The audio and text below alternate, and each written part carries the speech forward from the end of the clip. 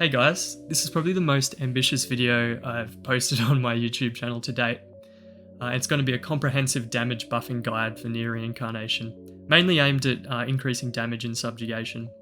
So I want to give a big shout out firstly to Raon Miru, who helped me sort of edit and fix up some of my misconceptions about how these buffs work and how they apply it in game, to make sure I didn't give you guys the wrong information. And another big shout out to Yuuru, who is responsible for Nier Rein Math. He did a lot of the groundwork in sort of determining how buffs work and how that applies to final damage outputs. Okay, following this video I'll do a follow-up with the best support weapons for Subjugation, and a video explaining why Celeb Gale and Christmas Akehar are so good in terms of doing massive damage in waves. They'll make more sense following this video, I feel. So before I get into the buffs, I just want to preface this by going over additive versus multiplicative stacking. In terms of additive buff stacking, if you imagine you had 3 separate 30% buffs, you would just simply add them together. So 30% plus 30% plus 30% equals a 90% damage buff, giving you 1.9 times the original damage if you apply the 90%. With additive stacking, the more stacks you have, or the higher your buff is, it sort of gives you a diminishing return. The maths is a little bit confusing to explain verbally, but just know that you get a diminishing return with additive stacking. With multiplicative stacking, each buff will multiply the previous buffs. So instead of just adding the 30% together, if you had 3 separate 30% multiplicative buffs, you go 1.3 times 1.3 times 1.3, which will give you a 119.7% damage buff in the end. So that's almost 30% more compared to the additive stacking. Additionally, with multiplicative stacking, there's no diminishing returns because you're multiplying all of the previous buffs. Overall, just know that multiplicative stacking results in more damage and has no diminishing returns. So the first buff we'll go over is Vigor or Valiance, which are the attack up buffs. Vigor is the attack up buff to the self, and Valiance is the attack up buff for the entire party. Static Vigor is permanent and is reflected in the character's attack stat before battle, and it's applied by weapon passives and character passives and other sources as well. And it will affect the following attack stats. So the character's base attack, which doesn't include the buffs to their attack from Awakening, their weapon base attack, and their companion's attack. They just stack additively with no maximum or no capped limit. And again, you get these from character passive abilities, weapon passives, debris, and memoirs. In terms of the timed attack up, this is the buff that you apply in-game, and it's represented by that bicep icon underneath your characters. It has an additive effect which caps out at 100% or 10 stacks. However, in reality, a 100% attack buff actually equates to an in-game increase in attack of only 50%. We call this double diminishing returns because attack buffs are additive, so we already know they're diminishing. But because the 100% damage cap occurs, only gives you 50% increase in attack, which gets lower and lower as you increase. It's called double diminishing. It's a little bit complex, but if you watch one of Yuuru's damage calculation videos, which I will link in the comments, it'll make a lot more sense. In terms of extending the buff, this is one of the best ways to maintain a high level or 100% capped out attack stat. So each time you apply an attack up buff, the attack is added to the pre-existing buffs and the timer is reset. That's if your new buff has a longer duration of application. If you use a shorter duration skill, say a 10-second skill, in the middle of like a 60-second skill, like a pre-existing 60-second attack buff, the stacks will be maintained until the duration of the longer buff, so the 60-second buff ends. And that's a little bit confusing, but I'll show you in a video example right after I mention these sources. So you can get timed Vigor or Valiance from character passives, weapon skills, character skills, companion skills, which are great because they last for 60 seconds, debris, and memoirs. So let's get into an example now. Alright, so I'll quickly talk through my loadout before we get into the buff stacking. So I'm just going to use Lavania here with 3 sources of timed Vigor. The first one will be a sub-slot ability on this 2B sword, attack up 16% for 60 seconds. The second will be a weapon skill with this Red Eye Staff, which will do attack up 26% for 30 seconds. And then lastly, a companion skill with this book, which will do 30% attack up for 60 seconds. So I'll just queue into a subjugation match so we have a timer in the top left. Okay, so I'm starting with, you can see down there the bicep has a 1 next to it due to my sub-slot ability with 2B's sword. I'm going to use the attack up with the staff now. And you'll see I use that at exactly 130. And it's a 30-second ability, so both my sword passive and that weapon ability will run out at the same time. But you'll see here I use the companion skill, 30% attack up. And I use that at about 112. You'll see I used that. So because I used that then, I'll apply all my buffs, 70% attack up, and it should run out at 12 seconds because the clock reset at 112. If you look at the bicep there, you'll see it fades with exactly 12 seconds left. So that's how the buff extension works. Now I'll show you what happens when you use a short skill after a long buff.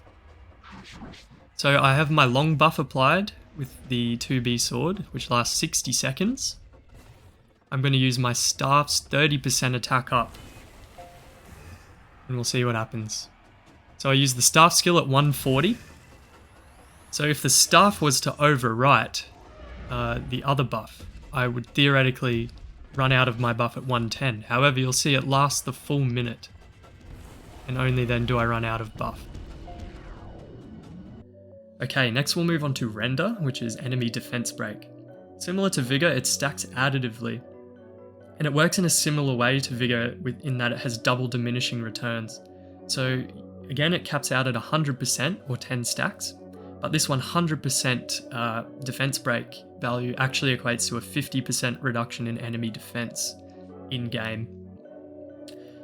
With the higher buffs that you go, the less effect you receive, so double diminishing. The buff extensions apply in exactly the same way as Vigor, which I just showed in that example. And good sources are character skills, such as Leb Gale's character skill. Weapon skills, for example, the Outlaw Staff for Dark Subjugation. And companion skills like the Light Bear and the Wind Bear. And we got a new Dragon, I think, which does render as well. Remember that companion skills last 60 seconds, so they're excellent buff extenders. Next we have Fatal, which is crit damage up.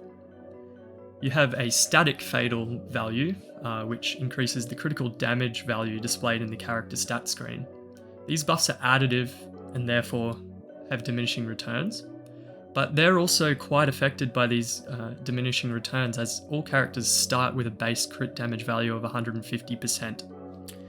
Remembering that with additive buffs, the higher the buff value, the less of an effect they have. And sources are largely from memoirs, but also character passives and weapon passives as well. Timed Fatal is much more effective at increasing overall damage than static crit damage because it directly multiplies the final crit damage. So if you're doing 1000 damage on a crit and you have a 20% buff to your crit damage, 20% timed buff, I should say, to crit damage, you'll end up with 1200 damage overall. It stacks additively, just like Vigor and Render, and extends in the same way. However, it's not double diminishing. So it'll cap out at 100% and it has a full 100% effect. So if you have 100% timed crit damage up, you'll do double the damage. Currently, it's not the best buff in the game because it's quite an uncommon buff. There's not many weapon skills that will extend the buff, and there's no companion that'll extend it either, but it's got high potential if they end up releasing some of these in the future. Next we have Ambush, which is critical rate up. It increases the critical, so static ambush I should say, will increase the critical rate displayed in the character stat screen. It can be affected by weapon passives, such as the EX weapons like EX Fio's Fist, character passives, like A2's Ambush, debris, and memoirs, as well as character ranks. So we've mentioned lots of those sources there. Static ambush is really effective, and you sort of want to be aiming for 100% on all of your subjugation characters where possible. Timed ambush is not great for PvE and not good for subjugation. It has some applications in Arena. Timed ambush isn't as good because it will simply multiply the base critical hit rate. So for example, a 100% buff would double your crit rate. It's not a good buff because if we think about most characters, they have a base critical rate of 10%. So if you're applying like a 40% crit buff, you're only doing 40% of 10, which is 4. So you'll go from 10 to 14% crit rate. That's nothing. That's only a 4% difference. But it will buff extend in the same way as Vigor, Render, and Fatal as well. And character passives, weapon skills, character skills, and companion skills. Only the Firebook will increase your crit rate up temporarily. Next we come into the best static buffs of the game, which are Pursuit, Bold Vigor, and Caged Vigor. All of these buffs will directly multiply your final damage. And the reason why they're so good is because they'll all stack multiplicatively. So there's no diminishing returns, like Vigor, Static Fatal, and Elemental Boon, which we'll talk about soon. In terms of the Bold Vigor and Caged Vigor, if you can get a hold of their passives on weapons that have dynamic versions, which for Bold Vigor is where they do increased damage at 100% health, and for Caged Vigor is where they do increased damage at less than 10% health, you'll benefit from more damage because they have higher multipliers. The static Bold and Caged Vigors have lower multipliers, so you really want to go for those dynamic ones where possible. And in terms of the sources, they're usually weapon passives, so for example, the Aloof Tail is a dark sword that has dynamic Caged Vigor. A fist that has dynamic Caged Vigor is the Blood-Soaked Claws on Bat Lavania. In terms of character passives, Celeb Gale is probably the best example for Bold Vigor. It'll just directly multiply damage by 40%, which is above 70% HP. Next we're on to Time Pursuit or Aya buffs, which are the ones that provide damage up when there's X hits or more. Just note that in-game it's written as 2-chain or 3-chain attacks. Just know that that's a bad translation, and the buff will apply to any attack. That includes weapon skills, character skills, and even auto attacks that do X amount of hits or more. Usually it's 2 or 3, depends on the weapon or character skill. Pursuit is the self buff to these X hits or more, and Aya is the party buff. Overall, they directly multiply final damage. When you apply 2 of these buffs, they don't extend each other, but they can overlap. So you can have a period where you apply 2 60-second Aya buffs, for example, and the 2 skills will overlap for, say, 30 or 20 seconds. When these buffs overlap, they multiply each other. So they stack multiplicatively, so that's a criteria for a great buffing skill. So for example here, if you stacked 2 25% Aya buffs, they'd multiply by each other, so 1.25 times 1.25, which equals 56.25. So roughly a 56% buff. You don't just add them together, which would give you 50. They multiply, which gives you 56%. This comes from mainly weapon skills, such as on the Sublime Sacrifice, or on that Courtly Devotion Waterstaff, really good buffing skills. And on good character skills such as Christmas Akeha or Bloody Argo, for example. Another good source for self-pursuit buffs are EX Gale and EX Prie's weapons. Gale's gives a 60% buff, and Prie's gives a 50% pursuit buff respectively, which leads to huge damage multipliers. In the case of EX Gale's sword, you want to be using that pursuit buff before her elemental timed boon buff, because it has a higher multiplier. Next we have Static Elemental Boon. It's a strong passive that will multiply damage. It has 4 main sources, so weapon passives from your Cursed God slab panels, which is a source people often forget about. I'll flash it on the screen. From your companions, and from permanent Elemental Boon debris. So the buffs will stack additively, So if you have 2 weapons with 30% Boon equipped as sub-slots or main weapons, you just add them together. So 0.3 plus 0.3 equals 1.6. Should have said 0.3 plus 0.3. In terms of calculating your total Boon, add together all of your weapon boons, so your main hand and 2 sub-slot weapons, your companion boon buff, your subjugation panel boons, and your any permanent boon debris. Don't include timed elemental boon in that calculation. Next we have timed elemental boon, which is again one of the best buffs in the game. You can get lots of sources for these buffs, so all the Dark Memory weapon skill 1s will increase elemental damage. Subjugation weapons will increase elemental damage for the party, so they're really strong buffs as well. And some of the new gacha weapons, such as the Aloof Bone for Dark, will buff specific elemental damage too. There's some broken as timed elemental boon debris, which are much better in Arena than Subjugation. And there's some character skills too, which will do it. For example, the Bloodless F66X character skill. So again, these buffs will overlap, but will not extend each other. When these buffs overlap, they stack additively, so they have diminishing returns again. So not quite as good as stacking pursuit buffs, but still really good. Next we have Crush, which is a new ability. This is where you increase the elemental damage taken by the boss. It's almost like an elemental defense break. It's similar to temporary elemental boon and its application, so it'll multiply your final damage. The buffs can overlap, but again, they don't extend each other. When these buffs are overlapped, they'll stack additively as well, so diminishing returns once again. Lots of sources for this type of buff, so Fractured Demus's character skill, Abstract Theo's character skill. There's some new weapons as well which have skills such as the Core Terrorblade for Light and Dinas Torment, which is Bloody Argo's Wind Spear. Okay, lastly, onto agility. So we've covered all the damage buffs. Agility is really important for Arena. It does not matter at all for PvE. And lots of people have this misconception that agility will affect your dodge rate in Arena. That's not true at all. So there's 2 types of agility. Firstly, there's static agility, which is the agility total displayed in the character stat screen.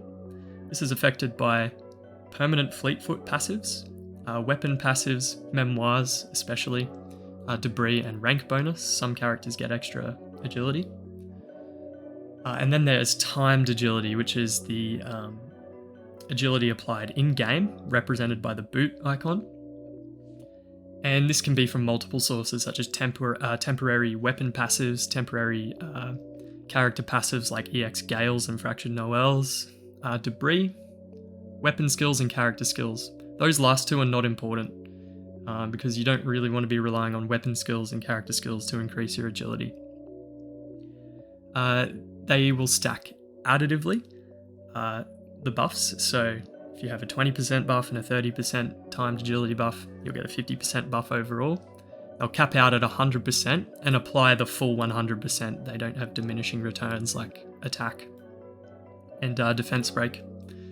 Because it caps out at 100%, it means you are able to double your base speed, or the speed shown in the character panel screen. So as I mentioned earlier, the main sources you want to be looking to increase your timed fleetfoot, weapon passives, character passives, and debris. Okay, your final agility, this is how you calculate what agility you're sitting at, is your displayed agility value in the character screen multiplied by 1 plus your temporary agility percentage.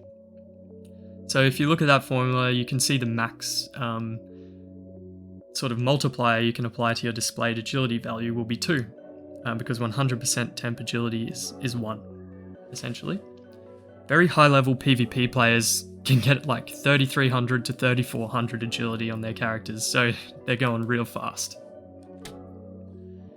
So in summary, in terms of buffs, say attack buffs and defense breaks are the easiest to maintain because there's so many weapons that have those skills, and companion skills easy to come by for attack buffs and defense breaks, so you can extend them really easily.